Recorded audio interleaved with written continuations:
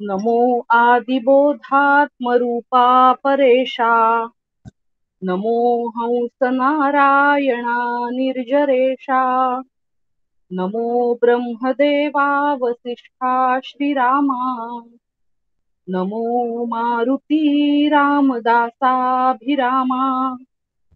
नमस्कार. दासबोध चिंतनिका या अभ्यास वर्गात सगळ्यांचं पुन्हा एकदा स्वागत आहे. नवविधा भक्तीचा आपला अभ्यास चालू आहे.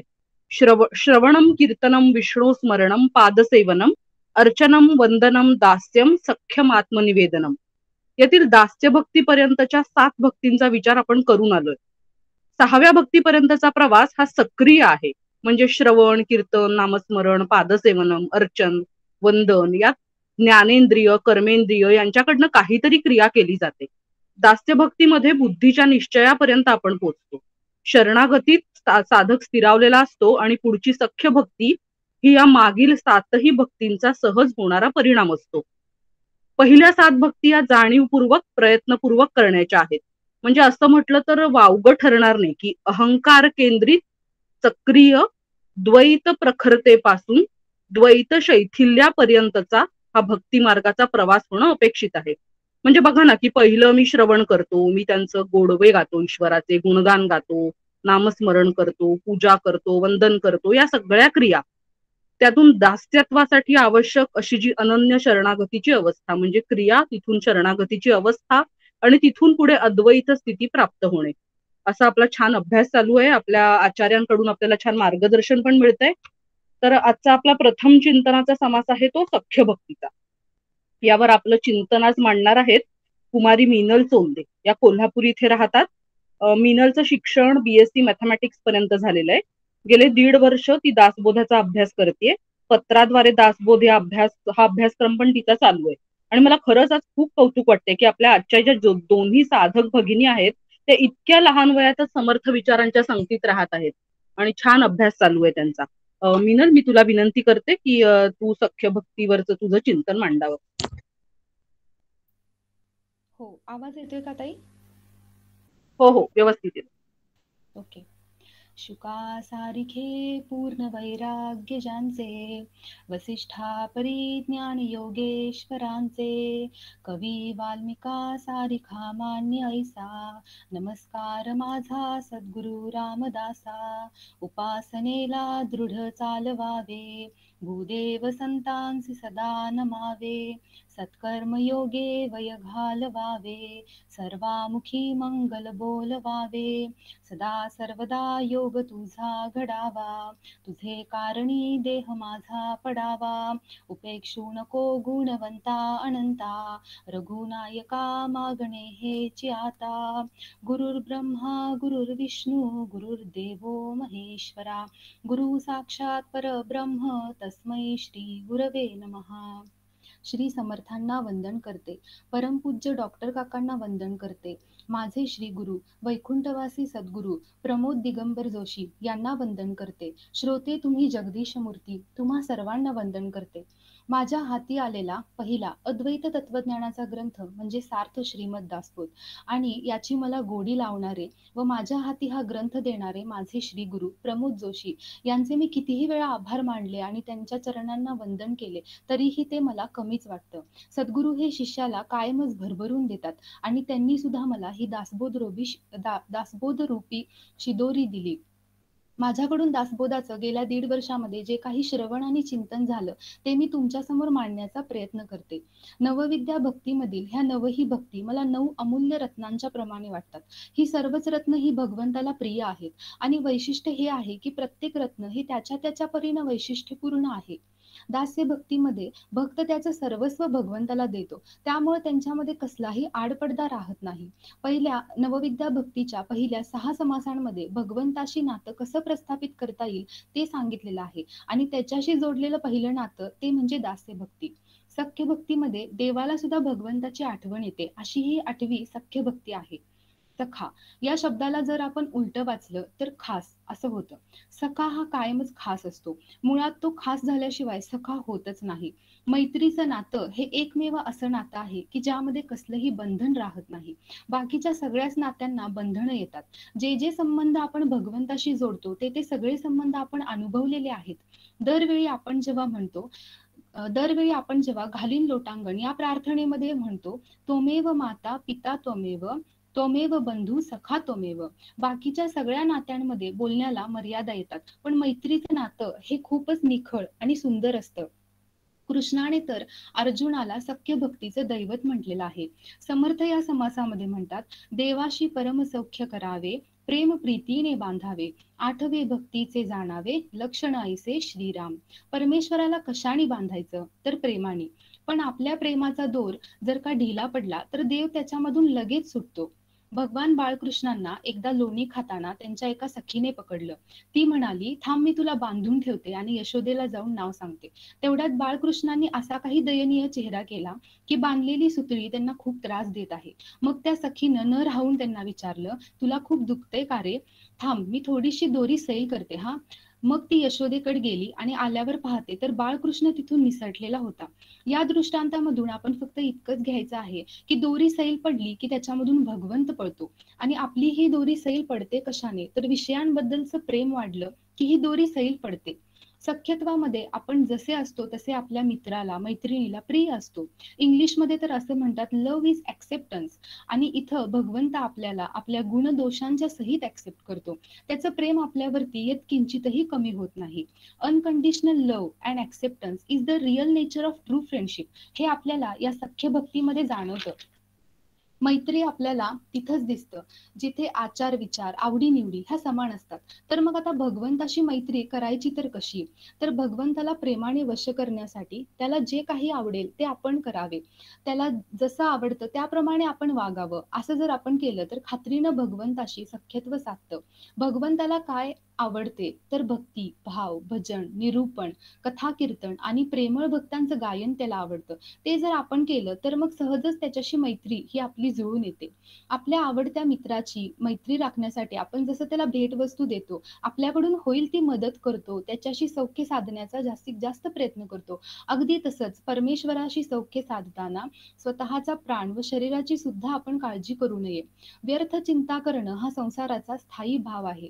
डॉक्टर काका त्यांच्या प्रवचनांमध्ये नेहमी म्हणतात, राम कृष्ण हरी हा साधा सरळ सोपा मंत्र घेण्याऐवजी लोक काय होईल कसे होईल, काय होईल कसे होईल हा संसारातला मंत्र जपतात. तर मग असे न करता आपण आपलं मन हे देवाच्या कथा निरूपण याच्यामध्ये गुंतवावं.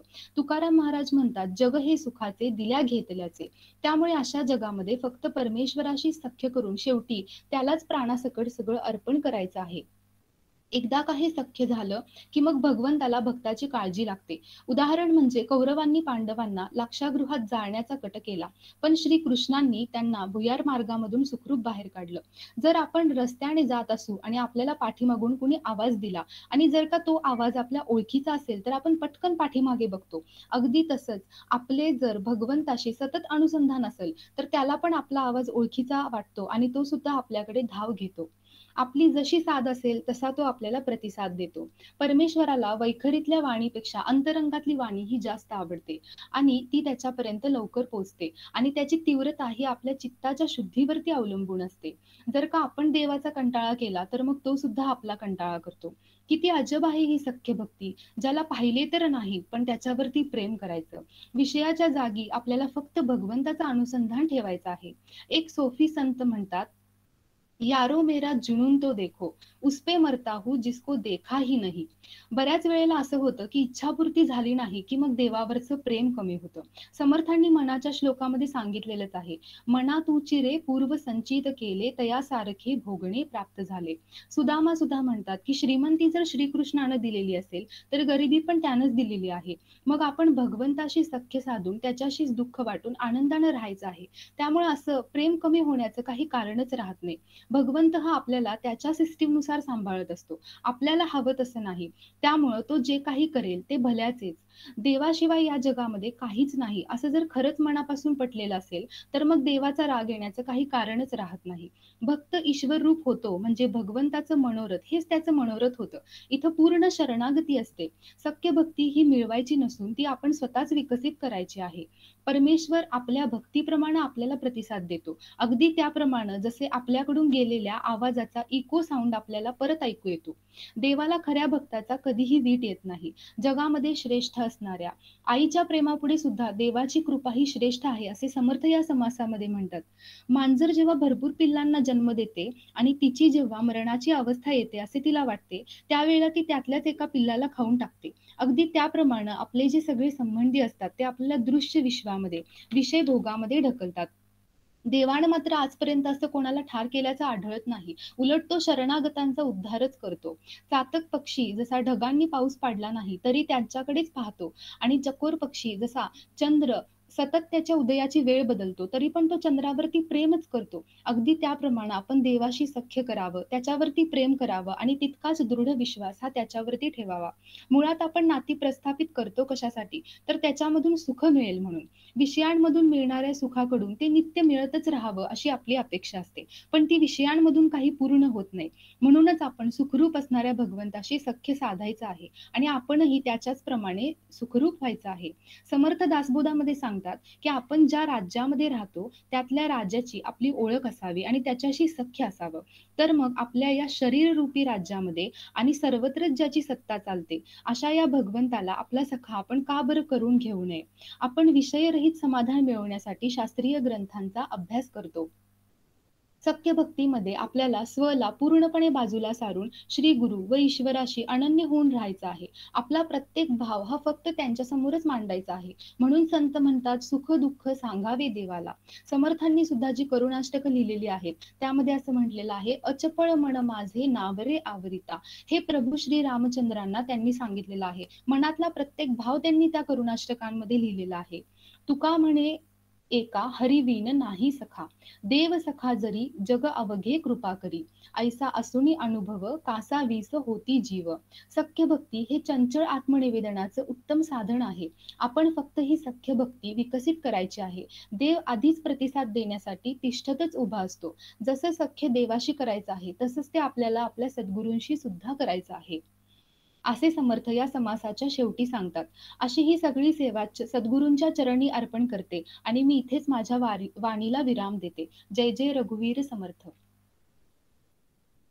मिनल, खूप छान. तुझा अभ्यास दिसून आलेला आहे. अगदी सद्गुरूंप्रती सुरुवातीला तुझी कृतज्ञता व्यक्त केलीस. अगदी म्हणजे सुरुवात करतानाच खूप भावलं ते. सखा हा शब्द तू छान उलगडून सांगितलास. छोटे छोटे किती दाखले दिलेस तू सगळा समाज समाज समजावून सांगत असताना, त्यामुळे तो अगदी छान कळला. किंवा सख्य भक्ती ही विकसित करायची असते, शरणागती हे त्याचे सूत्र आहे, हे छान लक्षात आणून दिलंस.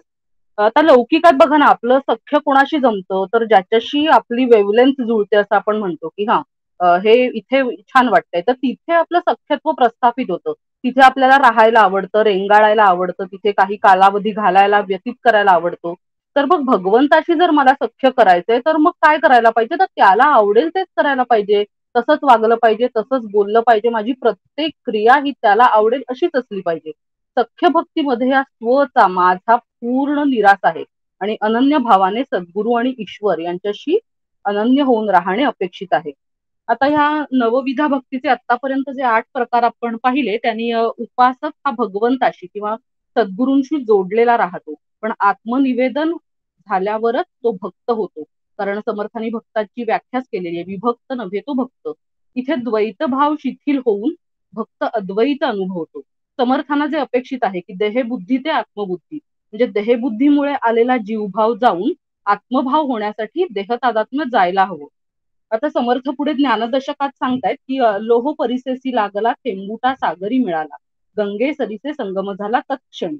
म्हणजे की सागरात मिळाला एकदा थेंब की परत त्याला वेगळं अस्तित्व नाही.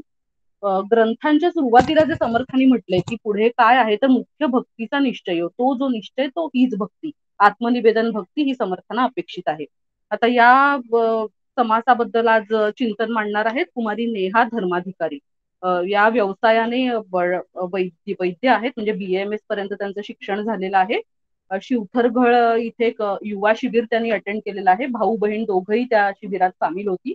त्यांच्या घरात एकदम धार्मिक वातावरण आहे आणि इंटरेस्ट घेऊन त्या सगळ्या शिबिरामध्ये त्यांनी बराच सहभाग घेतला होता किंवा आपली कृतिशीलता दाखवलेली होती.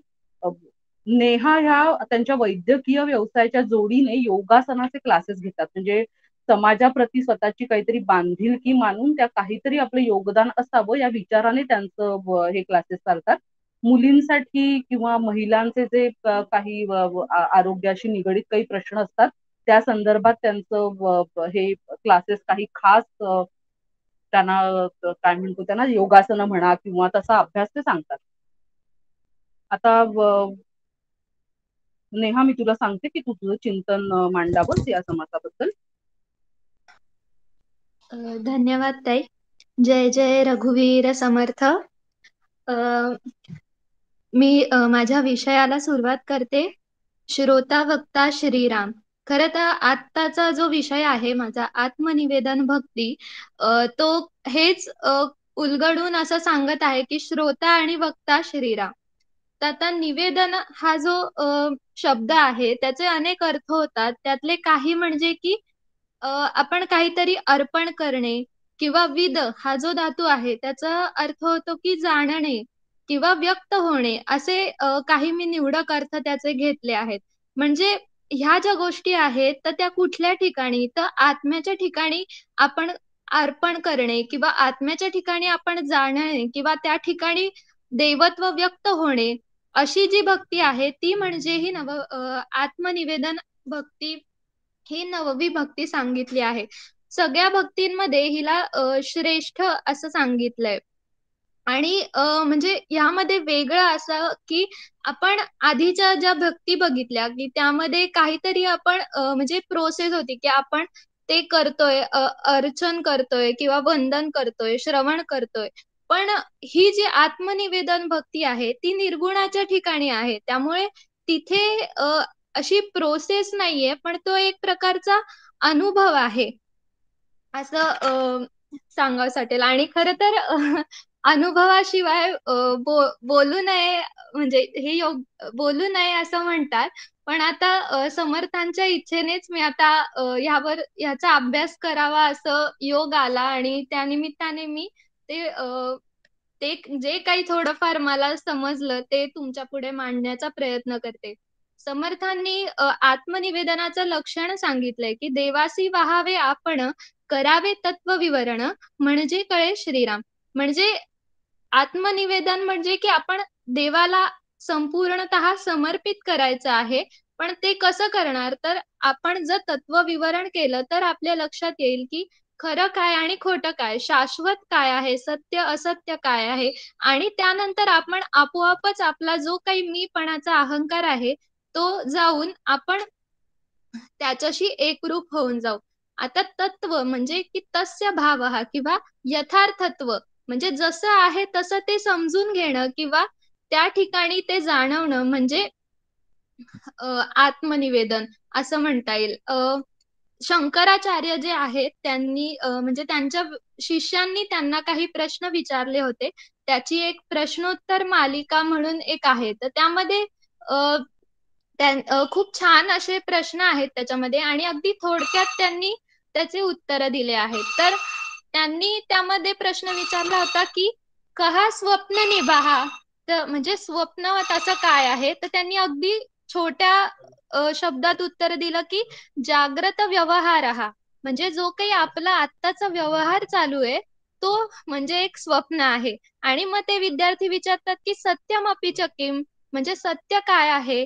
तर त्यांनी उत्तर दिलं की ब्रह्म, ब्रह्म हे सत्य आहे.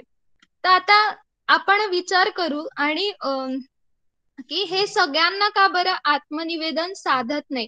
कारण की म्हणजे समर्थ सांगतात की भक्त म्हणूनही विभक्तच किंवा ज्ञान असूनही तो अज्ञानीप्रमाणे वागतो, असा जो आपण जो आहे, त्यामुळे हे आत्मनिवेदन साधत नाही. म्हणजे की असं म्हणता येईल की कळतंय पण वळत नाही अशी अवस्था जी असते, त्यामुळे आपण तिथपर्यंत जाण्याचं राहतं. मग आपण काय करायला पाहिजे? तर समर्थ तिथे सांगतात की विचार करावा, देव कोण ओळखावा, आपला आपण शोध घ्यावा अंतर्यामी. तर आपण विचार करायला हवा, आपला आपणच शोध घ्यायला हवा आणि देव नक्की कोण आहे ते आपण ओळखायला हवं. त्याबद्दल पुढे समर्थ सांगतात की प्रकृती आणि परमेश्वर हे जे आहेत तेच फक्त सत्य आहे. म्हणजे या ज्या दोन गोष्टी आहेत त्याच सत्य आहेत. आणि मग तिसरा कोण आहे? म्हणजे आपण जर स्वतःला मी आहे असं म्हणत असू, तर मग तो तिसरा कोण आहे? हे जर सिद्ध हे आहे की प्रकृती आणि पुरुष या दोनच गोष्टी सत्य आहेत. त्यामुळे आपला तिथे प्रश्नच येत नाही. त्यानंतर पुढे ते म्हणतात की पिंडी ते ब्रह्मांडी हा सगळ्यांना माहितीच आहे. म्हणजे जे काही आपल्या पिंडात आहे तेच या ब्रह्मांडामध्ये आहे. आणि त्याच तत्वांचा संपूर्णतः विस्तार सगळीकडे आहे. तर मग जे काही तत्व म्हणजे ब्रह्मांडामध्ये आहे, या जगामध्ये जी शक्ती कार्यरत आहे तीच आपल्या शरीरात आहे. आणि नव्हे तर ती आहे, सारखी नाही तर तीच आहे. नंतर पुढे असं म्हणतात की साक्षात साक्षत्व म्हणजे साक्षत्वाने जर आपण पाहिलं, तत्वे साक्षत्वे वोसरती साक्षत्व नुरे आत्मप्रचिती. तर साक्षत्व म्हणजे काय? तर अक्ष अक्ष म्हणजे की त्याचे अनेक अर्थ होतात. त्यातला अर्थ होतो की इंद्रिय असा पण अर्थ होतो, आणि दुसरा एक अर्थ म्हणजे की साधन किंवा करण. तर इंद्रियांचा विचार केला तर आपल्याला ते सापडणारच नाहीये की कारण की आत्मतत्व जे आहे ते मुळात निर्गुण आहे. त्यामुळे ते इंद्रियांनी दिसणारं नाहीच आहे. पण जर आपण साधन स्वरूपात जर आत्म्याचाच विचार केला आणि त्याच्या ठिकाणी जर आत्मप्रचिती आली, तर ते साक्षत्व सुद्धा उरणार नाही. म्हणजे ते साधन सुद्धा उरत नाही असं समर्थ म्हणतात. त्यानंतर आदी आणि अंत म्हणजे शेवट आणि सुरुवात अशा ठिकाण असं जे काही कॉन्स्टंट आहे ते तो म्हणजे आत्मा. आणि ते म्हणजे तोच सर्वत्र आहे, आणि तोच आधी पण होता, तोच नंतरही आहे. मग त्याहून भिन्न असा मी कोण आहे? त्यानंतर सोहम हंसा हे उत्तर, याचे पहावे अर्थांतर, पाहता आत्म याचा विचार आपण कैसा तेथे. म्हणजे की सहा अहम, अहम सहा, म्हणजे तो मी आणि मी तो, असं एक प्रश्न आणि उत्तर दोन्ही एकत्रच आहे. यामध्ये मला असं आठवतं की दत्त महात्म्य मी वाचलं तेव्हा जे वासुदेवानंद सरस्वती महाराज आहेत त्यांनी सगळ्या ग्रंथाच्या शेवटी अशी उपासना दिली आहे की आपण श्वास म्हणजे आपण जेव्हा जप करतो किंवा श्वास घेताना आपण सोहम सोहम असा जर जप केला, तर हळूहळू ती गोष्ट साधण्याकडे आपण जाऊ शकतो. त्यानंतर पुढच्या ओवीमध्ये आत्म्याचं स्वरूप सांगितलंय. मुळात स्वरूप म्हणजे की ते निर्गुण आहे, निरंजन आहे आणि अनन्य, म्हणजे त्याहून अन्य असं काहीच नाहीये. त्यामुळे आपण कोण, आपण म्हणजे आपण कैसा, असं प्रत्येक ओवी ह्याच्या शेवटी ते समर्थ म्हणतात. तर आत्मा म्हणजे शेवटी इथे अद्वैत तत्वज्ञान समर्थ आपल्याला समजून सांगत आहेत वेगवेगळ्या उदाहरणामधून. त्याचं स्वरूप सांगताना तो परिपूर्ण आहे, त्याच्यामध्ये कोणत्याही प्रकारचा गुणागुण नाही. म्हणजे आपण जर त्याला शोधायला गेलो तर आपल्याला सापडणार असं इंद्रियांनी सापडणारच नाहीये, कारण की तो निर्गुण आहे. त्यानंतर आपल्याला सगळ्यांनाच हे वाक्य माहिती आहे की तत्वमसी. तर त्यामधलं असं जे आहे की त्वम पद, तत्पद आणि असी पद हे सर्व सारखे नाही, तर हे सगळे एकच आहे असं ते आपल्याला सांगतात. आपण असं नाव देतो की आपण आता बरेचसे दर्शनशास्त्र किंवा तत्वज्ञान वाचन येतात की जीव शिव अशा उपाधी दिल्या जातात. पण खरं तर तसं काही नसून शेवटी जर तत्व विवरण केलं किंवा विचार केला तर तो जो आहे तो एकच आहे. आपण जे काही आपण आहोत ते सर्व काही मिथ्या आहे, आणि देव जो आहे तो एकच सत्य आहे. हे अनुभवी जाणती असं 22व्या ओवीमध्ये समर्थ म्हणतात. म्हणजे की आणि इथे मला एक शंकराचार्यांचं पण एक उदाहरण द्यायला आवडेल की त्यांना किम मिथ्या असा म्हणजे काय खोटा आहे असा प्रश्न विचारला होता. तर त्यांनी उत्तर दिलं होतं की यत विद्या नाशम म्हणजे की जे विद्येमुळे ज्याचा नाश होतो ते सगळं काही मिथ्या आहे. आता हे जे काही अनुभवी आहे म्हणजे मी म्हंटल सुरुवातीलाच की हा अनुभवाचा भाग आहे, तो काही आपण करण्याचा किंवा कृतीचा असा भाग नाही. तर हे सगळे अनुभवी कोण आहेत, तर हे जे रामदास स्वामींना काळाराम मंदिरात जो अनुभव आला किंवा एकनाथ महाराज किंवा नामदेव किंवा ज्ञानेश्वर तुकाराम हे जे सगळे व्यक्ती होते यांना हा अनुभव आला होता. आणि असं नाही की ते कायम त्याच अनुभवामध्ये स्थिर होते किंवा म्हणजे तो अनुभव येऊन नंतर सुद्धा त्यांनी त्यांचा प्रपंच जो आहे तो केला होता.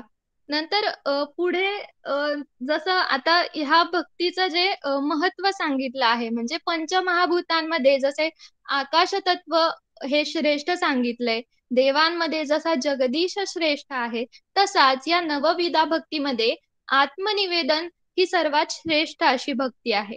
कारण की जर आत्मनिवेदन नाही झालं तर आपला जो जन्ममरणाचा फेरा आहे त्यातून आपली सुटका नाही. आणि कारण की आणि हे असं नाहीये की तुम्ही क्रमाने ही भक्ती झाली की मग तुम्हाला आत्मनिवेदन होणार, असं काही नाही की ते म्हणजे असं लग कोणालाही कधीही ते होऊ शकतं. पण आणि ते झालं तर मग पुढे म्हणजे जन्म मरणाच्या फेऱ्यातून सुटका होण्याचा काहीतरी चान्स आहे. त्यानंतर पुढचा समास जो आहे आपला मुक्ती चतुष्टयाचा समास आहे. तर त्याचा पण एक उल्लेख शेवटी समर्थ करतात की नवविधा भक्ती जर केली तर सायोज्य मुक्ती प्राप्त होते. म्हणजे समर्थ अगदी सुरुवातीपासून की म्हणजे आपली जी जनरेशन आहे त्यांना काहीतरी फायदा आहे असं दिसल्याशिवाय ते लोक ही गोष्ट करत नाही. तर ते प्रत्येक ठिकाणी सांगतात की हे केल्याने हे मिळतं. तर नवविधा भक्ती जर केली आणि ती पुढे येतं की अशी नवविधा भक्ती म्हणजे की जशी त्यांना अपेक्षित आहे तशी, तर सायोज्य मुक्ती मिळते. आणि ती कॉन्स्टंट आहे. म्हणजे की बाकीच्या 3 आपण जे पाहिलं की सलोकता, समीपता आणि सरूपता, ह्या ज्या 3 आहेत त्या त्यांच्यामध्ये बदल घडत असतात किंवा त्या नाश पावू शकतात. पण जी सायोज्य मुक्ती आहे ती कधीच संपत नाही, ती अविनाशी अशी भक्ती आहे, मुक्ती आहे. तर ही ही जी आत्मनिवेदन भक्ती आहे ती तुम्हा आम्हा सर्वांना लाभो हीच गुरुचरणी प्रार्थना करते. आणि मी काही चुकलं असेल तर क्षमा मागते. श्री गुरुचरणी हे जे काही मी बोलले ते शब्द अर्पण करते. आणि जय जय रघुवीर समर्थ. धन्यवाद. नेहा, खूप छान चिंतन मांडलंस तू. अगदी ओघवत्या शैलीत तुझी मांडणी झाली सगळी. आणि तू म्हणतेस तसं जसं अनुभवाविणं बोलू नये हे जरी समर्थांचं सांगणं असलं तरी आता आपला हा अभ्यास चालू आहे. म्हणजे परोक्षत्वाने आपण ते सगळं जाणण्यासाठीच हा अभ्यास आहे. आणि हा अभ्यास वर्ग त्याचाच एक भाग असल्यामुळे बोलल्याशिवाय गत्यंतर नाहीये. आणि तू श्रीमद शंकराचार्यांच्या प्रश्नोत्तरीचा आधार घेत घेत हा सगळा अनुभवाचा प्रांत अगदी छान समोर उलगडून दाखवलास. खूप छान. मी आता माधुरीताईंना विनंती करते की त्यांनी प्रकाश टाकावा याच्यावर, या दोन्ही समासांवर. जय जय रघुवीर समर्थ. मिनल सोंदे, सख्य भक्ती छान सांगितली. आता जसं प्रियंका म्हणाली की तिने सखा याचं खास, आता हा कसा भक्त आहे तर हा खास भक्त आहे. भक्ती करणारा जो काही आहे हा खास भक्ती करणारा असा हा भक्त आहे. मला खूप आवडलं ते सुद्धा. आणि त्याचबरोबर बाकीच्याही जो काही खुलासा केलेला आहे सख्य भक्तीच्या संदर्भातला, तर सख्य भक्ती खरं पाहिलं असता की भगवंताशी जेव्हा आपण कुठल्या तरी नात्याने जोडल्या जातो, म्हणजे कुठलं तरी नातं भगवंताशी जोडतो, तेव्हाच खऱ्या अर्थाने त्याच्याविषयीचं प्रेम जे काही आहे ते अंतःकरणात जागृत होतं. आणि म्हणून कुठल्या तरी भावाने, म्हणजे एक तर दास्य भाव तरी असावा, वात्सल्य भाव असावा, कांता भाव असावा, सखा भाव असावा, मधुरा भाव असावा, अशा कुठल्या तरी एका नात्याने आपण भगवंताशी किंवा आपल्या सद्गुरूंशी जोडण्याचा सातत्याने प्रयत्न जर का केला तर खऱ्या अर्थाने परमार्थ मार्गामध्ये आपली प्रगती जी काही आहे ती प्रगती आपल्याला हळूहळू दिसायला लागते. आणि त्या दृष्टिकोनातून सगळ्या संतांनी सुद्धा कोणत्या ना कोणत्या भावातून भगवंताशी नातं जोडलेलं आहे. आणि अर्जुनाचं नातं जे आहे हा उल्लेख केलाच आहे की अर्जुनाची भगवंताचं आणि अर्जुनाचं नातं कसं होतं तर ते सख्य भक्तीचं होतं. त्या दास्य भक्तीमध्ये भक्त स्वतःला दास समजतो, परंतु त्याचा भाव पाहून त्याला आपला सखा मानणं हे मात्र भगवंत करतो आणि म्हणून त्याला भगवंत आपला मित्र मानायला लागतो. याच्यातून या सख्य भक्तीचा अधिकारी जो काही आहे तो फार मोठा आहे. कारण की काय, या मित्रत्वाच्या नात्यामध्ये अतिशय रम्य अशा प्रकारचं नातं हे आहे आणि या नात्यात पराकाष्ठेचा मोकळेपणा दिसतो. आपल्या अंतःकरणातील गुह्यतम गोष्टी सुद्धा आपण आपल्या मित्राला विश्वासाने सांगितल्याशिवाय राहत नाही, असं हे नातं आहे.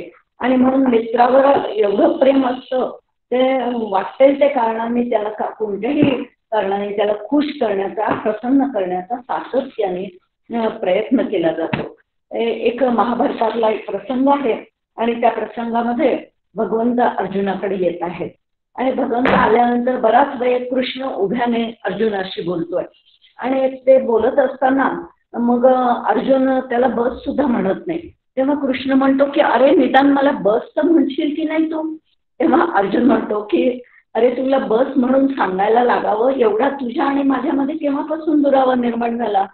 सांगण्याचं तात्पर्य एकच आहे की सख्य भक्तीमध्ये अशा पद्धतीने एकमेकांवरती मित्रत्वाच्या नात्याने, सख्यत्वाच्या नात्याने प्रेम केल्या जातं आणि ते जे काही प्रेम आहे तर ते प्रेम अवर्णनीय अशा प्रकारचं ते प्रेम आहे. वास्तविक पाहता ज्या गोष्टी श्रीकृष्णाने कोणाला सुद्धा सांगितल्या नाहीत त्या गोष्टी उद्धवाला सांगितल्या किंवा त्या गोष्टी त्यांनी अर्जुनाला सांगितल्या किंवा वास्तविक बलरामाला सुद्धा त्या गोष्टी सांगितलेल्या नाही किंवा यशोदा मातेला सांगितल्या नाहीत. एवढंच कशाला तर जो अगदी जवळचा असणारा जो कोण आहे तर त्याला सुद्धा ते सांगितलं नाही. पण अर्जुन आणि हा जो आहे उद्धव जो आहे ते दोघेही सख्य आहेत आणि त्या सख्यांना मात्र त्यांनी गोपींविषयीच्या ज्या काही गोष्टी आहेत त्या मात्र भगवंतांनी सांगितलेल्या आहेत. आणि म्हणून हा प्रेमाचा धागा आपल्याला सातत्याने बांधून ठेवता आला पाहिजे आणि असं हे बहादरीचं असणारं असं हे सख्यत्वाचं नातं आहे. कारण याच्यात काय आहे त्यांनी सांगितलंच आहे की देवास जयाची अत्यंत प्रीती आपण बसतावे तेणे रीती येणे करता भगवंती सख्य घडे नेमस्त. आणि मग जे जे हवं आहे ते जे जे भगवंताला आवडतं ते ते देण्याचा आपण सातत्याने प्रयत्न करावा. दोनही मित्रांमधलं नातं जे काही आहे ते दोन्ही मित्रांमधलं नातं केव्हा टिकून राहतं की जेव्हा ते दोघंही मित्र निस्वार्थीपणाने अत्यंत केवळ माझ्या मित्राचा काय हित कसं होईल हे पाहून त्या ठिकाणी ते प्रेम करतात. तेव्हा ते प्रेम जे आहे ते प्रेम हे सख्यत्वाच्या नात्याने अधिकाधिक खुलायला लागतं. यशोदेने बांधण्याचा प्रयत्न केला. आता गोपींचं उदाहरण सांगितलं की एका गोपीने बांधण्याचा प्रयत्न केला पण त्या श्रीकृष्ण त्या प्रेमाने बांधल्या गेला नाही, त्या दोघींनी बांधल्या गेला नाही. किंवा कंसाने सुद्धा तुरुंगात बांधण्याचा प्रयत्न केला पण श्रीकृष्ण तिथून देखील सटकला. किंवा धृतराष्ट्राने शिष्टाईसाठी आलेल्या संपत्तीने बांधण्याचा प्रयत्न केला पण तेव्हाही भगवंत बांधला गेला नाही. आणि दुर्योधनाने सुद्धा राजसत्तेच्या साखळदंडाने भगवंताला बांधण्याचा प्रयत्न केला पण त्या ठिकाणी दुर्योधनही त्याला बांधू शकला नाही. पण तेच प्रेमाने कोणी कोणी बांधलं तर जनाबाईंनी बांधलं, गोपींनी बांधलं, सुदाम्यांनी बांधलं. आता हे जे काही आहे तर अत्यंत प्रेम, मित्रत्वाचं प्रेम जे काही आहे ते प्रेम त्यांनी एकमेकांवरती केलं आणि त्यामुळे खरं म्हणजे एकमेकांवर केल्या म्हणण्यापेक्षा हा दास्य भक्तीमध्ये इतका विरघळून गेला की भगवंताकडून सख्यत्वाची भक्ती जी काही आहे ती सुरू झाली. आणि अशा पद्धतीने ही अतिशय महत्वाचं जे काही आहे, तर देवाला जे जे आवडतं आपल्याला सुद्धा भक्तिभाव आणि भजन निरूपण आणि कथा कीर्तन वगैरे सांगितलंय. तर मग मधून मधून आपल्याला सुद्धा अशा पद्धतीने निरूपण आपल्या घरच्या घरी ठेवता आलं पाहिजे. 4 जणांना बोलवता आलं पाहिजे, 4 जणांना बोलवून नामस्मरण ठेवता आलं पाहिजे. म्हणजे असं जर का आम्ही सातत्याने काही ना काही करत राहू, आम्ही सातत्याने भगवंताविषयीच्या कथा एकमेकांना, अगदी त्याच्यासाठी खूप जण पाहिजे अशातला भाग नाही. मैत्रिणीला सांगताना सुद्धा जर का मी आज भगवंताची ही कथा ऐकली किंवा ही कथा माझ्या वाचण्यात आली, अतिशय गोड अशा पद्धतीने ते जर सांगण्याचा प्रयत्न केला, तर हळूहळू माझं आणि भगवंताविषयीचं जे सख्यत्व आहे ते सख्यत्व अधिकाधिक वाढीस लागायला कारणीभूत होईल. आता या सख्यभक्तीमध्ये सुद्धा अतिशय उत्तम उत्तम अशा प्रकारच्या ओव्या आहेत. एक 2-4 ओव्यांचा विचार जो काही आहे तो विचार आपण करण्याचा प्रयत्न करू. आता इथे समर्थ 19व्या ओवीमध्ये म्हणत आहेत की देवा वेगळे कोणी नाही ऐसे बोलती सर्वही, परंतु त्यांची निष्ठा काही तैसीच नसे. या ओवीमधून समर्थ आपल्याला चांगल्याच प्रकारे खडसवून जणू काही फडसवतात असं वाटतं. कारण आपल्या बोलण्यामध्ये आपण बोलताना असं म्हणतो, अहो देवाशिवाय काहीच नाही, या जगात एक परमेश्वरच फक्त खरा आहे, त्याच्या इच्छेशिवाय झाडाचं पान सुद्धा हलत नाही, सर्वत्र देवच भरलेला आहे. पण हे केवळ आम्ही वैखरी वाणीने केवळ बोलतो, पण आपला तशा प्रकारचा भाव असतो का असं जर तपासून पाहिलं तर मात्र तिथे आपण कुठेतरी कमी पडतो हे आपल्या लक्षात येतं.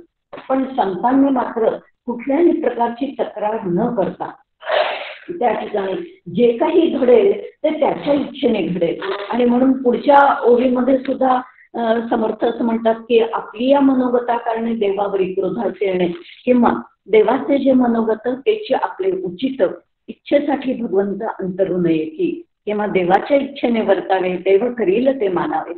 सातत्याने माझ्या हिताचंच देव करतो आहे.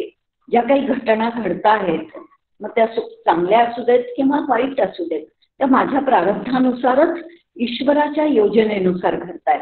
आणि या दृष्टिकोनातून जर का आपण सातत्याने विचार केला की देव कसा आहे, देव सर्वज्ञ आहे, त्याला सगळं काही कळत आहे.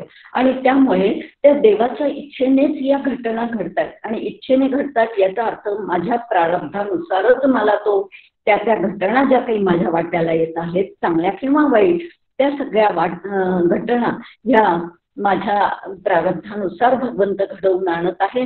आणि अशी जर का आमची त्या ठिकाणी पूर्णपणे काय असेल तर श्रद्धा असेल, निष्ठा असेल, आणि म्हणून देवाच्या इच्छेने वर्तावे. गोंदवलेकर महाराज एका ठिकाणी असं म्हणाले की जो भक्त आहे तो कधी सुद्धा तक्रार करतच नाही. पण तक्रार करणारा जर का आम्ही तक्रार करत असू तर आम्ही खऱ्या अर्थाने देवाचे भक्त म्हणजे सत्यभक्ती आमच्यामध्ये निर्माण झालेली नाही. आणि त्या दृष्टिकोनातून तो सर्वज्ञ असल्यामुळे तो अशा पद्धतीने माझ्या हिताचं काय आहे, मग वाईट घडवण्यामध्ये देखील माझं हितच आहे आणि चांगलं घडवण्यामध्ये देखील माझं हितच आहे. त्या दोन्ही भोगातून मी भोग भोगून सुटावं अशी भगवंताची इच्छा आहे. आणि असं करून म्हणजे आपली इच्छा भगवंताच्या इच्छेमध्ये विलीन करून टाकणे ही सख्य भक्ती आहे. आणि अशी सख्य भक्ती आम्हाला जर जमली तर मग खऱ्या अर्थाने आत्मनिवेदन भक्तीच्या संदर्भामध्ये आपण काय करू शकतो तर प्रवेश करू शकतो. आणि त्या दृष्टिकोनातून सुद्धा आत्मनिवेदन भक्ती नेहा धर्माधिकारी यांनी अतिशय छान पद्धतीने सांगितली. मुख्य म्हणजे त्यांनी प्रियंका सुद्धा म्हणाली की शंकराचार्यांचा प्रश्न मालिकेचा उल्लेख केला आणि 2-3 वेळा त्याचा उल्लेख करूनच त्यांनी तो म्हणजे अभ्यास केलेला चांगला आपल्याला लक्षात येतो. हे तर आत्मनिवेदन भक्ती, निवेदन याचा अर्थ स्वतःला समर्पित करणे. आणि समर्पित करणे म्हणजे माझं आता काहीच राहिलेलं नाही, जे काही आहे ते तुझंच आहे आणि तूच आहेस. आणि म्हणून त्याची सुरुवात आपल्याला शास्त्र काय सांगतं तर कशा पद्धतीने करावी तर सुरुवात आधीच तस्य त्वं, मी त्याचा आहे, इथून सुरुवात करावी असं आपल्याला शास्त्र सांगतं. मग मी त्याचा आहे, माझ्याजवळ असलेले पदार्थ सुद्धा त्याचे आहेत. पदार्थ म्हणे काया वाचा मी हा अवघाच देवाचा, आत्मनिवेदनाचा जड आत्मनिवेदनाचा विचारायचा. पुढे आपल्याला येणारच आहे ते. तर त्या यांनी विचार केला तर मी त्याचाच आहे आणि माझ्या जवळ असलेलं सुद्धा त्याचंच आहे. इथून त्या आत्मनिवेदनाला सुरुवात करावी. आणि मग दुसरं जे काही आहे आत्मनिवेदन, तर पहिलं तस्यत्वम, दुसरं तेनत्वम, त्याच्यामुळे आहे. सगळं जे काही होत आहे घडत आहे तर ते कोणामुळे घडत आहे, तर ते त्याच्यामुळे घडत आहे. हे असं का ते तसं का, याला कारण कोण आहे, फक्त तो आहे आणि तोच ते घडवतोय. आणि या दृष्टिकोनातून मग तेनत्वम म्हणजे त्याच्यामुळे आहे. आणि मग तिसरं जे काही आत्मनिवेदन आहे ते तत्वम. शास्त्र असं सांगतं की असं करता करता, म्हणजे पहिलं जड आत्मनिवेदन करता करता मग आपण हळूहळू कसं जातो, तर तेनत्वम म्हणजे त्याच्यामुळे आहे. तो हे सगळं जग चालवतो आहे. तो सगळं जग चालवत असल्यामुळे त्या ठिकाणी जे काही घडतं या जगामध्ये ते त्याची सत्ता आहे आणि त्याच्या सत्तेनुसारच ते घडत आहे. आणि मग पुढे मग या दोन्ही जेव्हा चंचल आत्मनिवेदन आणि जड आत्मनिवेदन हे दोन्ही जेव्हा साधायला लागेल तेव्हा हळूच तत्वम मध्ये आपला हळूहळू प्रवेश होईल. की मग काय आहे, तर तेच तत्व म्हणजे ते तत्व सुद्धा ते कोण आहे, तर तूच आहेस. म्हणजे तूच आहेस तत्व म्हणजे मी सुद्धा तेच आहे. आता इथे तेपणा जो काही आहे, तत्व याचा अर्थ तेपणा आणि तेपणा याचा अर्थ मग मी आता शिल्लकच राहिला नाही. म्हणून इथे यांनी छान एक ओवी दिली आहे की एक मुख्य परमेश्वरू, दुसरी प्रकृती जगदाकारू, तिसरा आपण आणीला चोरू कैच्यामध्ये. ते म्हणत आहेत समर्थ असं सांगतायत की एक वास्तविक पाहता एक फक्त परमेश्वर आहे आणि दुसरी जी काही आहे ती प्रकृती आहे. ही जगदाकार दिसणारी जी काही आहे ती सगळी प्रकृती आहे. आणि तुमच्या आमच्या दृष्टिकोनातून विचार केला तर पंचमहाभूत आणि जे काही त्रिगुण आहेत किंवा मन बुद्धी अहंकार आहे, ह्या 8 गोष्टी ज्या काही आहे ही प्रकृती म्हणून ओळखल्या जाते. आणि ही प्रकृती सातत्याने बदलणारी आहे, ही सत्य नाही, ही सतत बदलणारी आहे, म्हणून ती मिथ्या आहे. आता या दोनच गोष्टी जर या संपूर्ण याच्यामध्ये असतील तर तिसरा मी नावाचा पदार्थ आणलाच कुठून बाबा. म्हणजे ते एक हे आरती सुद्धा आहे. त्या आरतीमध्ये डॉक्टर कुर्तकोटींनी लिहिलेली ती आरती आहे. ते म्हणतात की मी जीव हा भ्रमद्वैत पसारा, वारुणी दिधला अद्वैत सारा. मी जीव आहे हा सुद्धा भ्रमच आहे आणि म्हणून त्या ठिकाणी हा सगळा द्वैताच मोडणारा पसारा आहे. तर वास्तविक पाहता एक आत्मा नावाचं तत्व आहे आणि दुसरी प्रकृती. आपल्या जर का या सगळ्या प्रकृतीचा निराश करायचा ठरवला, बाध करायचा ठरवला तर त्या ठिकाणी ती बदलणारी आहे, ती कायम टिकणारी नाही, म्हणून ती सत्य नाही. आणि ती सत्य नसल्यामुळे त्याचा निराश करायचा आहे. मग काय राहतं शिल्लक, तर एक फक्त परमेश्वर शिल्लक राहतो. म्हणजे मी नावाचं तत्व सुद्धा तिथे शिल्लक राहत नाही. आणि अशा पद्धतीने हा आत्मनिवेदनाचा विचार जो काही आहे तो समर्थांनी तुम्हाला मला छान पद्धतीने समजावून सांगितलेला आहे. त्याचबरोबर आणखीन त्याच्यामध्ये त्यांनी सांगितलेलं आहे, वास्तविक पाहता मारुती राय जे काही आहे तर ते मारुती राय सुद्धा खूप छान सांगतायत. की ते म्हणतात की कशा पद्धतीने मारुती रायांना एकदा प्रश्न विचारला होता तर त्यावेळेस त्याचं उत्तर देताना त्यांनी सांगितलं की देहदृष्ट्या तू दासोहम, देहदृष्ट्या मी तुझा कोण आहे, दास आहे. जीवदृष्ट्या पदंशकः, आणि जीवदृष्ट्या विचार केला तर मी तुझा अंश आहे. आणि अंश मी तुझा असल्यामुळे माझ्यावरती कोणाची सत्ता आहे, तर अंशीची सत्ता आहे. आणि म्हणून तो हा जो काही जीव आहे हा अंश असल्यामुळे मग या जीवाच्या बाबतीत जे जे काही घडतं आहे ते ते अंशी घडवून आणतो आहे. आणि त्या अंशींनी घडवून आणलेल्याला आनंदाने त्याचा स्वीकार करणं म्हणजे त्या ठिकाणी त्याचा अंश म्हणजे त्याला शरणागत जाणं आहे. आणि मग तिसरं ते म्हणत आहेत की देहदृष्ट्या तू दासोहम, जीवदृष्ट्या त्वदंशकः, आत्मदृष्ट्या त्वमेवाहम. आत्मदृष्ट्या विचार केला तर तू आणि मी एक रूपच आहोत. म्हणजे ब्रह्म आणि आत्मा हे वेगवेगळे नाहीच आहेत.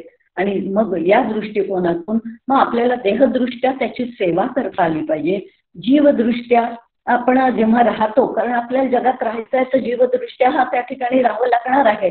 आणि मग ते राहत असताना मग जे काही घडतंय ते त्याच्या इच्छेने घडत आहे, त्याची त्याच्यावर सत्ता आहे असं मानून ते राहता आलं पाहिजे. म्हणजे आपल्या जीवनातली तक्रार जी काही आहे ती संपून जाईल.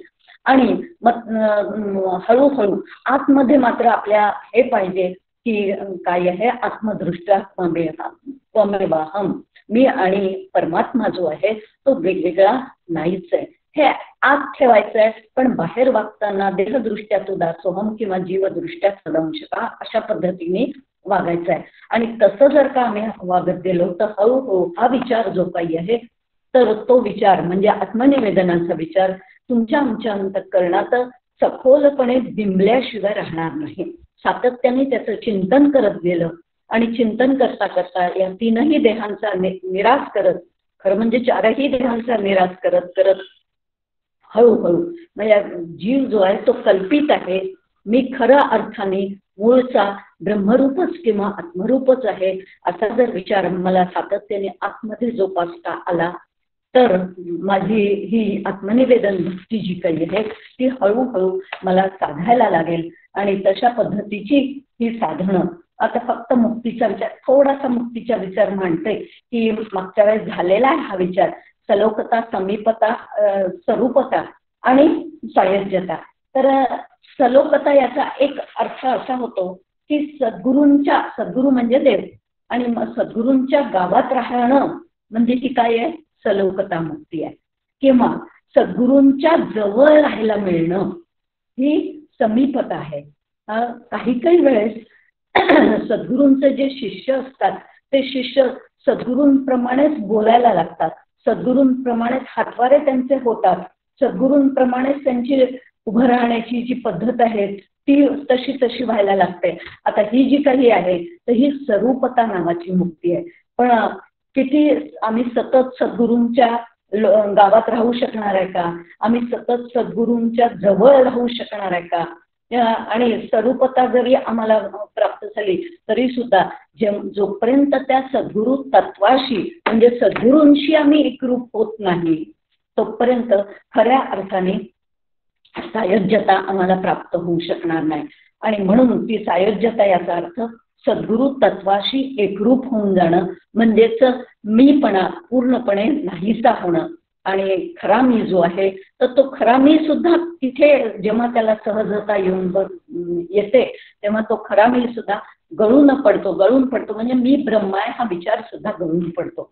आणि अशा पद्धतीने मग ती सायुज्यता मुक्ती जी आहे तिथे वासना नावाचा जो काही घटक आहे तो संपूर्णपणे नाहीसा होतो. आणि तो संपूर्णपणे नाहीसा झाल्यामुळे जन्म मरणाच्या चक्रातून माणूस सुटतो. आणि अशा पद्धतीने ही चार मुक्ती ज्या काही आहेत या चार मुक्तींचा विचार समर्थांनी इथे मांडलेला आहे. तो पुढच्या समासात आपल्याला बघायचाच आहे.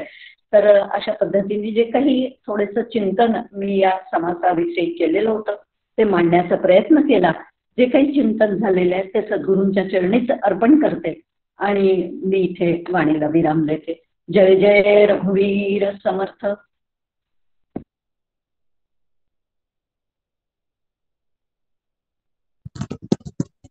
अलकाताई तुम्ही बोलताय का? बोलते. जय जय रघुवीर समर्थ. समर्थांना आणि सद्गुरूंना वंदन करते आणि माझं काही चिंतन या ठिकाणी मी व्यक्त करते. आधी पहिल्यांदी जे मिनल बोलली अतिशय सुंदर बोलली, खूप छान अभ्यास केला होता. त्यातला एक धागा मला फार आवडला. ती असं स्वतः म्हणते की प्रेमाचा दोर जर ढिला सुटला तर भगवंत आपल्या हातून सुटतो. याचा अर्थ आपल्याला आपला प्रेमाचा दोर इतका घट्ट आवळता आला पाहिजे. याचा अर्थ मीच माझ्या मनाने त्या भगवंताला माझ्या अंतःकरणामध्ये बांधून ठेवणं. अतिशय सुंदर विचार होता आणि दृष्टांतही दिलेले खूप छान होते. त्यानंतर आत्मनिवेदन भक्तीमध्ये नेहाने पण खूप छान विचार दिला की मुख्य म्हणजे मुख्य भक्तीचा निश्चय. आणि ही मुख्य भक्ती कोणती असेल तर ती आत्मनिवेदन आहे. आणि त्यातलं तिचं वचन आहे फार सुंदर होतं. आचार्यांचं वचन दिलेलं जे आहे की जागृत व्यवहार म्हणजे काय विचारलेलं आहे ते स्वप्नच म्हटलेले. याचा अर्थ संपूर्ण जो जागृती आहे ते दीर्घ स्वप्न असंच आचार्य त्याला म्हणतात. आणि मग खरी जागृत अवस्था कोणती असेल तर ते ब्रह्मसत्य एवढंच आहे.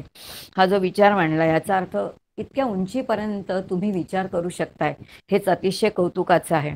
एक या ठिकाणी मला मुद्दाम सांगावं असं वाटलं, जे मंगलाचरण केलं त्या मंगलाचरणामध्ये उपासनेला दृढ चालवावे, भूदे वसंतासी सदा नमावे असं सगळीजण म्हणतात. पण तो शब्द भूदे वसंतासी नाही आहे बरं का.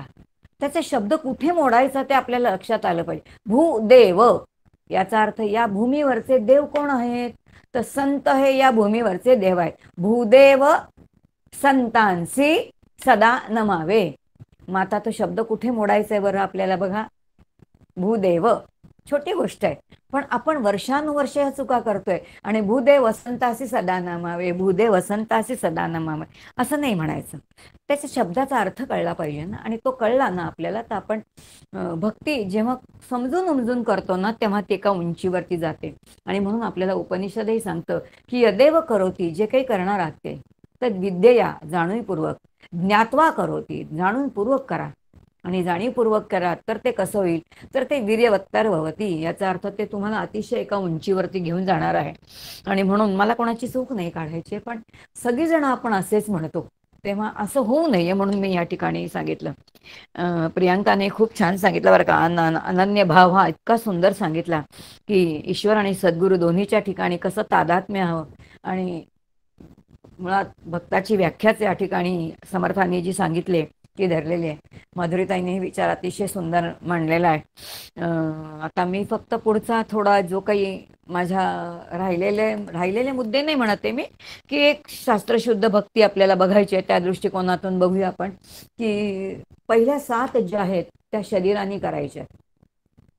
पहिल्या शरीराने जाणीवपूर्वक केलेल्या भक्ती जेव्हा एखादा भक्त स्वीकारतो, तेव्हा स्वीकारल्यानंतर सख्य भक्ती जी आहे तो भक्त कधीही करत नाही. सख्य भक्ती ही भगवंताकडूनच केली जाते. मीनलनी थोडा त्याचा उल्लेख केला की आपण भगवंताचं जर नाम घेतलं तर त्या नामाची सवय इतकी त्या भगवंताला होते की जर एखादा भक्त नाम घ्यायला विसरला तर त्याला आतून कोणीतरी सांगतं की बा जीवा, तो नाम घ्यायला विसरलायस, बरं आता नाम घे. अशी जर अंतरंगाची स्थिती झालेली असेल तर आपण सख्य भक्तीपर्यंत आलेलो असू असं म्हटलं जातं. मग अशी ही सख्य भक्ती कोणी केलेली आहे? मग भक्त करतो का? थोडा विचार करा. आता सगळीजण आपण विचार करतोय, भगवंत मी समर्थांची भक्त आहे, मी माझ्या श्रीगुरूंची भक्त आहे, तर मी त्यांच्याशी सख्यत्वाच्या नात्याने वागू शकणार आहे का? मी नाही त्यांच्याशी सख्यत्वाच्या नात्याने वागू शकणार आहे. कारण माझ्यासाठी माझा परमात्मा हा अत्यंत महान आहे, तो श्रेष्ठ आहे, तो विश्वव्याप्त आहे, तो सर्व गुण संपन्न आहे. आणि म्हणून भक्त अत्यंत शांत आहे. आणि गुरुतत्व, परमात्मा तत्व, ब्रह्मतत्व हे अत्यंत कसं आहे तर व्यापक आहे. मग जर ते असं असेल तर मग आपल्याला कसा व्यवहार केला पाहिजे? मग तो व्यवहार करताना लक्षात येईल की तिथे भक्ताचा व्यवहारच नाहीये. तिथे भक्त व्यवहार कोणाचा असेल तर तो व्यवहार भगवंताकडून झालेला व्यवहार आहे बरं. सख्य भक्तीचं वैशिष्ट्यच मुळामध्ये असं आहे. 7 भक्ती ज्या शरीराने जाणीवपूर्वक करायच्यात, खऱ्या भक्ती 2च आहेत. एक म्हणजे सख्य भक्ती, जो केलेल्या भक्तीचा परिणाम म्हणून भगवंताकडून केलेला आहे. आणि म्हणून गीतेमध्ये आपण बघतोय की आता परमेश्वराला वाटतंय, ईश्वराला वाटतंय की माझ्या भक्तांनी माझ्याकडे काहीतरी मागावं, पण तो खरं भक्त कधीच काही मागत नाही. आता ती भक्ती कोणी केली आहे तर ती भगवंतांनी केली आहे. आता अनेक उदाहरणं दिली. मंदाताईने फार सुंदर सांगितलं. मंदाताई म्हणतात ह्याचं उत्तम उदाहरण कोण असेल तर त्या गोपी आहेत. आणि का गोपी आहेत? कारण तुमची माझी भक्ती स्वसुखित्वाचा भाव आहे. मला भक्ती केल्याने बरं वाटतं म्हणून तुम्ही आणि मी भक्ती करतो. मी परमात्म्याला तेच देते जे मला आवडतं, जे मला परवडतं. गोपींचं तसं नाही. तत्सुखसुखित्वाचा भाव त्यांच्याकडे आहे. आणि तत्सुखसुखित्वाचा भाव याचा अर्थ जे परमात्म्याला आवडतं ते देणाऱ्या त्या आहेत. आणि म्हणून सगळे संत जे आहेत ना ते या सख्य भक्तीवरती गेले आहेत. म्हणून जनाबाई सुद्धा ज्ञानेश्वराला एका ठिकाणी म्हणते की विवेकाच्या सागरा सखा माझ्या ज्ञानेश्वरा. त्या माऊलींना सखा म्हणतायत. तर माऊली कोणाला सखा म्हणतायत तर चांगदेवाला म्हणतायत. आणि त्याला म्हणताना म्हणतात सखया तुझे येणी उद्देशे, भेटावया जीव उल्हासे, का नित्य भेटी कुसकुसे. तुला भेटायला यावंसं वाटतं रे, तू माझा सखा आहेस, पण तुझी आणि माझी जे नित्य भेट आहे ना, आत्मभेट, या शरीराने मी भेटलो तर ती नित्य असणारी भेट काय होईल तर ती विस्कटून जाईल.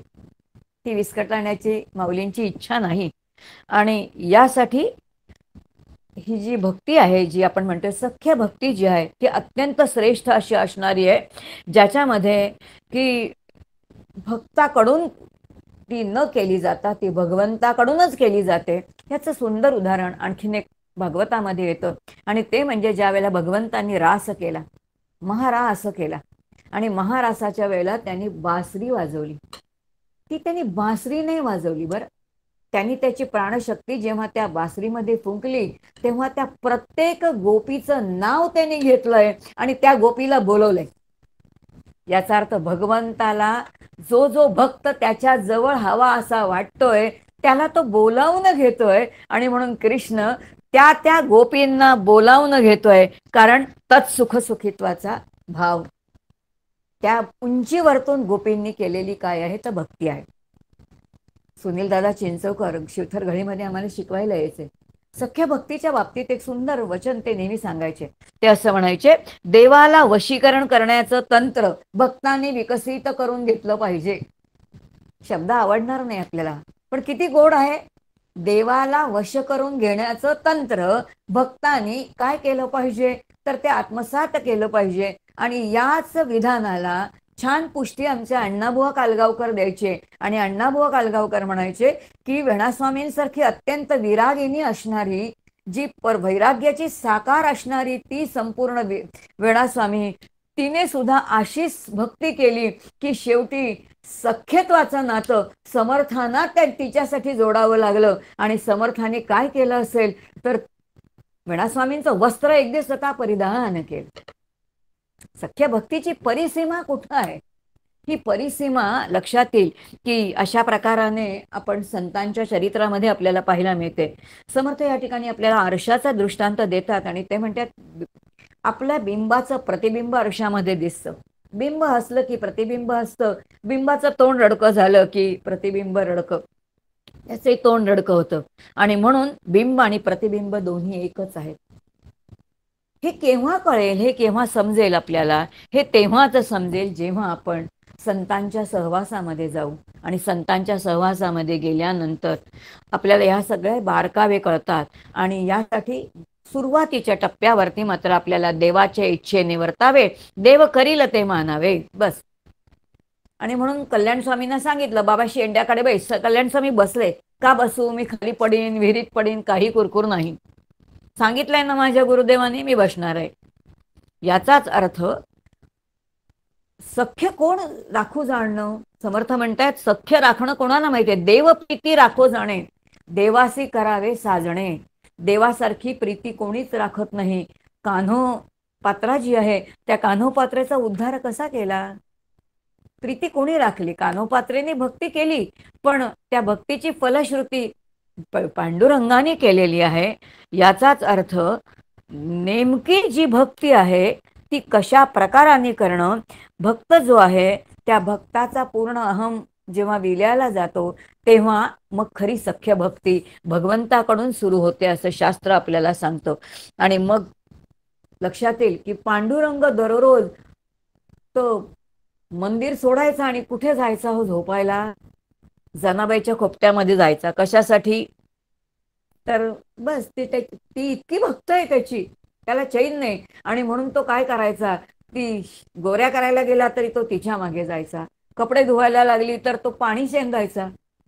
कोणी सख्य भक्ती केली, देवानी केली, जनाबाईने केली का. याचा अर्थ सख्य भक्ती ही भगवंताकडून केली जाते हे शास्त्र आपल्याला सांगतं. आणि त्यानंतर येणारी आत्मनिवेदन भक्ती अतिशय सुंदर त्या ठिकाणी विवरण आता सांगितलेलंच आहे, पण एक दोन सांगते की भक्ती आणि ज्ञान ह्या दोन्ही एकाच नाण्याच्या दोन बाजू आहेत. आणि जर त्या एकाच नाण्याच्या बाजू असतील तर अज्ञानाने साधना जी आहे, तर जेव्हा आपण साधना करतो तेव्हा अज्ञानाने साधना केल्यानंतर ज्ञान होतं. आणि ज्ञान जेव्हा दृढ आणि परिपक्व होतं तेव्हा ज्ञानाची निवृत्ती होते. आता भक्तीमध्ये मात्र बरोबर उलटं होतं. भक्तीमध्ये भक्त उदंड उपासना करतो, उदंड भक्ती करतो, परिणामी त्याला वैराग्याची प्राप्ती होते, ब्रह्मज्ञानही होतं, पण त्याची भक्ती संपत नाही, ती वाढतच जाते. भक्ताला ब्रह्मस्वरूपाचा अनुभव आल्यानंतर तो तिथेच थांबतो, पण भक्ताचा असं होत नाही. ज्ञानी भक्त तिथे थांबतो, पण जो सगुण भक्ती करणारा आहे त्याची भक्ती मात्र नित्य चालू राहते. आणि म्हणून मीराबाई म्हणतात की काय आहे, नामाची भक्ती कशी आहे, दिन दिन बढतची जाईयो, अशी भक्ती जी आहे ती नित्य वाढणारी अशी अद्वैत भक्ती आहे. आत्ताच बघितलं आपण आत्मनिवेदन म्हणजे खूप छान सांगितलं बरं का नेहाने. निवेदन शब्दाचे वेगळे वेगळे अर्थ घेतले. त्या आत्मनिवेदनामध्ये आत्मसमर्पण आहे, आणि जिथे आत्मसमर्पण आहे त्या आत्मसमर्पणाच्या बाबतीत आता चला डॉक्टर काका म्हणजे काका नेहमी म्हणतात की आत्मसमर्पण करायचं म्हणजे चला मी समर्पण करायचं असं आपण बोलू शकतो का? परमेश्वरावरती विलक्षण प्रेम असेल तेव्हा ते प्रेम बोलून दाखवता येत नाही. ज्याला तुकोबाराय म्हणतात, प्रेम न ये बोलिता न ये दाविता, अनुभव चित्ता चित्ती जाणे. अंतःकरणाची जी प्रेमाची विलक्षण परमप्रेमाची जी स्थिती आहे ती अनुभवाने जाणता येण्यासारखी आहे. तिथे वाणीचा लौकिकाचा प्रांत सगळा संपूर्ण जातो आणि या ठिकाणी कोणतंच नाही. आणि या आत्मनिवेदन भक्तीमध्ये हा भक्त वेगळा राहिलेलाच नाहीये. त्यामुळे तो काय करणार? सगळ्या संतांनी शेवटी मानसपूजा केली, आणि त्या मानसपूजेमध्ये तुकोबारांची मानसपूजा फार सुंदर आहे. ते असं म्हणतात, कासयाने पूजा करू केशी राजा, काय तुझी पूजा करू, उदका न्हाणू तरी स्वरूप ते तुझे. तुला पाण्याने आंघोळ घालू म्हटलं तर पाणी मी निर्माण केलेलं नाही, ते तुझं स्वरूप आहे. तुला काही दक्षिणा देईन म्हटलं तर धातू तू निर्माण केलेला आहेस. तुला अक्षता घालीन म्हटलं तर तांदूळ तू निर्माण केलेले आहेस. तुला मी काही द्यायचं म्हटलं तर माझं शरीराचा निर्माता तू आहेस. तुला काय देऊ मी? तुला काही देणं माझ्या हातात नाही, आणि यासाठी मी नाहीच आहे, तर मी तुला काय देणार? आत्मनिवेदन भक्तीमध्ये भक्त वेगळेपणाने शिल्लकच नाही. एकच उदाहरण अतिशय अवघड आहे खरं सांगायचं तर. आत्मनिवेदन भक्ती ही अनुभूतीचीच आहे, आणि जी अनुभूतीची असणारी भक्ती आहे त्या ठिकाणी बोलता काही येत नाही. पण तरी सुद्धा आपल्याला एखाद्या लौकिकातलं उदाहरणच द्यायचं असेल तर तो उदाहरण देताना खूप छान कथा नेहमी गमतीने काका सांगतात. ते म्हणजे एक शिकारी होता म्हणे, आणि तो कुठे गेला? जंगलामध्ये सिंहाची शिकार करायला गेला. शिकारी जंगलामध्ये सिंहाची शिकार करायला गेला, पण त्या दिवशी उलट झालं म्हणे. शिकाऱ्याने सिंहाची शिकार केली नाही, तर शिकारी स्वतः सिंहाची शिकार झाला. म्हणजे त्या सिंहाने शिकाऱ्याला मारलं. शिकाऱ्याला मारल्यानंतर तो अख्खा शिकारी त्या सिंहाने खाल्ला. खाल्ल्यानंतर तो सिंह आता सुस्तावला. प्राण्यांचं वैशिष्ट्य बरं, एकदा भूक लागली ना, खाल्ल्यानंतर ते 2-2, 3-3 दिवस काही खात नाही. तो सिंह 3, 4, 5 तास बसला. बसल्यानंतर तो अख्खा शिकारी, एवढा मोठा माणूस खाल्लेला, त्याला पचला. आणि पचल्यानंतर आता तो शिकारी त्या सिंहाच्या नसानसात जाऊन बसला. खऱ्या अर्थाने शिकारी सिंहरूप झाला, पण मी सिंहरूप झालो हे सांगायला तो शिल्लकच राहिलेला नाही. जिथे भक्त काहीच सांगायला शिल्लक नाही, मी भक्त आहे, भक्ती करतो, बोलतो, काही काही काही नाही, जिथे काही शिल्लक नाही, बस कर्तव्य कर्म करणं आहे, ईश्वराची इच्छा आहे म्हणून बस. जसा तो शिकारी सिंहरूप झाला तसा भक्त त्याचं अस्तित्वच शिल्लक राहत नाही. जिथे अस्तित्व शिल्लक राहत नाही ती भक्ती कोणती असेल तर ती आत्मनिवेदन भक्ती आहे. आणि म्हणून त्याचा उल्लेख मगाशी माधुरीताईंनी केला की भक्तांनी नक्की कळलं पाहिजे, ते न अहम, तो आहे म्हणून मी आहे, तस्य अहम, त्याचाच मी आहे, आणि त्याच्याच कृपेने मला अनुभव येणार आहे. तत् अहम, तेच मी आहे, याची अनुभूती मला त्याच ईश्वराच्या कृपेने येणार आहे. आणि ही अनुभूती आपल्याला कोणामुळे येईल तर त्या संतांच्यामुळेच येणार आहे. आणि मग शेवटी पुन्हा येतं की मुक्तीचा विचार आहे, तो आज करायला गरज नाही कारण पुढचा समासच तो आहे. पण तरी सुद्धा नाथांची खूप सुंदर हवी आहे. नाथ असं म्हणतात, येरवी तिजी ना चौथी, 1, 2, 3, 4 अशा किती मुक्ती म्हणा. पहिली ना सरसी, पै माझी सहज स्थिती भक्ती नाम.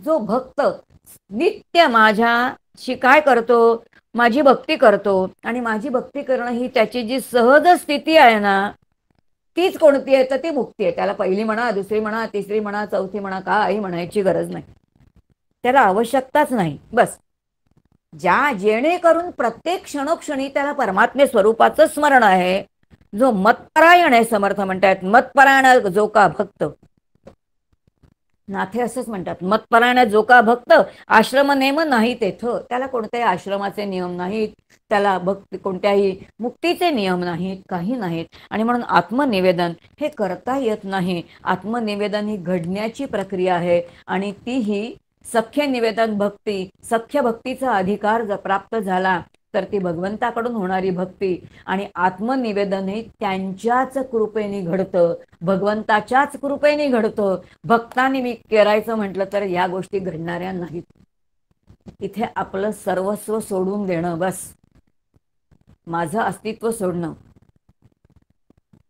माझं बुद्धी, माझं कर्म, माझं जे काही आहे ते सर्वस्वाचा त्याग, सर्वस्व त्या चरणी समर्पित करणं आणि स्वतः रिक्त होणं. आणि रिक्त झाल्यानंतर जे होईल ते, ज्या दिशेने वारा येईल त्या दिशेने तो पतंग उडत जाईल. बस इथपर्यंतची आपली जी स्थिती आहे त्याला आत्मनिवेदन भक्ती असं म्हटलेलं आहे. थोडक्यामध्ये आपण आत्मनिवेदन भक्ती आणि जी आहे सख्य भक्ती याचं थोडं शास्त्रशुद्ध चिंतन केलं. मुक्तींचा विचार पुढच्या वेळेला आहे, तो बघू. केलेली सर्व सेवा समर्थांच्या चरणी समर्पित करते आणि इथेच विराम पावते. जय जय रघुवीर समर्थ. हरिओम तत्सत. दोन्ही आचार्यांनी बोलून झाल्यावर खरं तर पुढे काहीच बोलू नये असं वाटतं. त्या विचारातच आपण सगळे राहणं नक्कीच पसंत करू. दोन्ही आचार्यांनी वेगवेगळे दाखले देऊन ही भक्ती आपल्याला इतकी छान समजावून सांगितलेली आहे. त्या भक्ती रसातच डुंबत राहावं असं आपल्या सगळ्यांना वाटत असणार. नक्की आपल्या अज्ञानाची निवृत्ती होऊन आत्मनिवेदन भक्तीपर्यंत मजल मारून तिथे आपल्याला स्थिरता लाभो अशी आपण समर्थ चरणी प्रार्थना करूया. आता पुढच्या आठवड्यामध्ये मंजिरी माणके या मुक्ती चतुष्टय हा जो या चौथ्या नवविधा भक्ती समासातला शेवटचा समास आहे तो घेतील, त्याच्यावर चिंतन मांडतील. आणि नंदिनी पुंडे हा जो पुढचा मंत्रांचा दशक आहे त्यातला पहिला समास गुरुनिश्चय यावर चिंतन मांडतील. मृणाल, प्रार्थना घेतेस का? हो घेते. येतोय माझा आवाज प्रियंका? हो येतोय. वावी पूर्ण कृपा गुरो मजवरी, प्रार्थित भावे तुला, वारी सर्व अरिष्ट नेऊन निलया, सम्मोह जो वाढला, अज्ञानांध जनास मुक्त करुनी, शांती पदी बैसवी, विनती हीच असे न मागत तुझे, भक्ती तुझी ही हवी. सद्गुरुनाथ महाराज की जय. जय जय रघुवीर समर्थ. जय जय रघुवीर समर्थ. जय जय रघुवीर समर्थ. जय जय रघुवीर